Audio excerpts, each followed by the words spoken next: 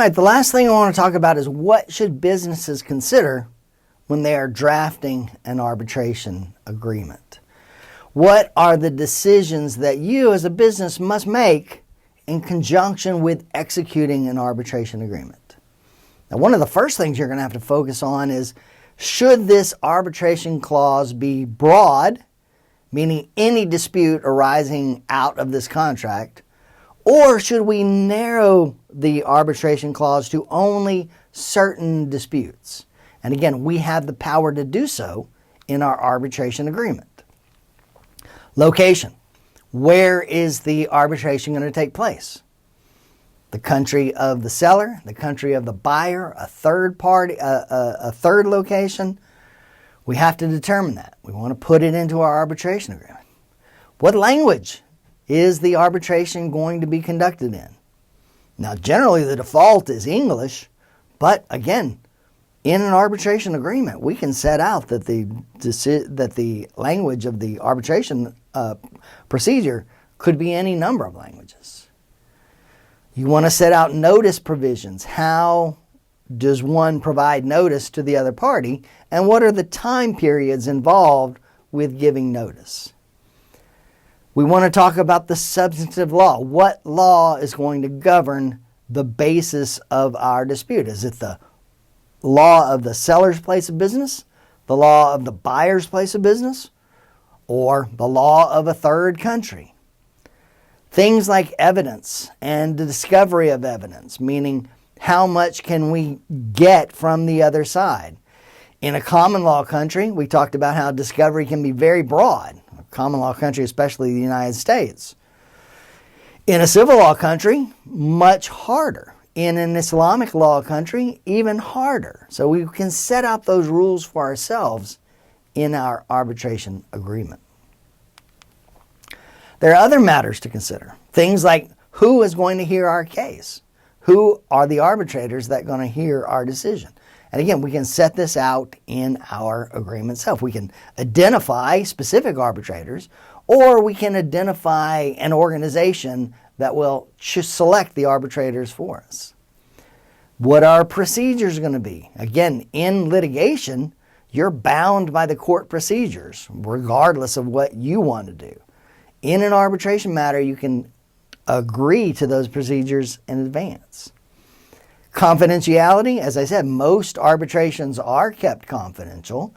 We may, however, agree to have the outcome published.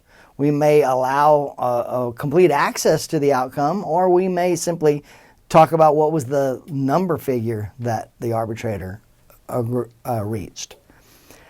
Consolidation of claims. Are we going to bring in all the claims?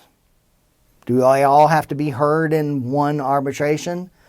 In litigation, that's the general rule, that if you have a claim arising out of a contract, you have to bring that claim in your lawsuit.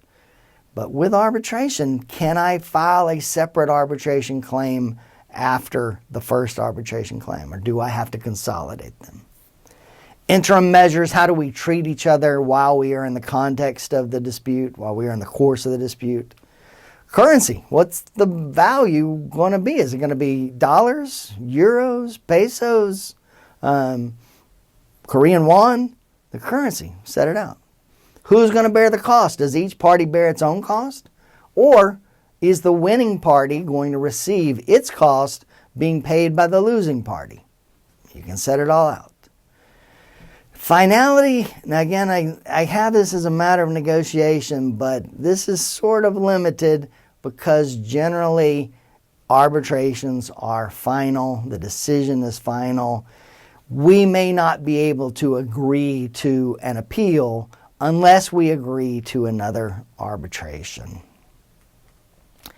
Now, there are laws that govern the arbitration process in the United States. The main law is the Federal Arbitration Act of 1925. This act established a public policy in favor of arbitration because courts in general were suspicious of arbitration because it looked like you were trying to hide something. Like if the parties to a dispute don't want to have that dispute heard in court, then there must be some reason for it. And so historically, courts were very suspicious, skeptical about arbitration agreements. The Federal Arbitration Act of 1925 requires courts to enforce arbitration awards. And this act is a federal act. Every state has its own state arbitration act, but if there's a conflict between the State Arbitration Act and the Federal Arbitration Act, the Federal Arbitration Act applies. Now, the United Nations has also prepared a model law on international commercial arbitration, and many countries have adopted that law. The law somewhat resembles the FAA in terms of providing for the finality of decisions, providing for the binding nature of arbitration. So in conclusion, what did we learn today? Dispute resolution in the international context can be difficult. Arbitration is a very common means of settling international disputes. And when you choose arbitration, there are a number of considerations that you must address in your arbitration agreement. That's it for this one. If you have any questions, feel free to reach out and let me know. Otherwise, I will see you soon.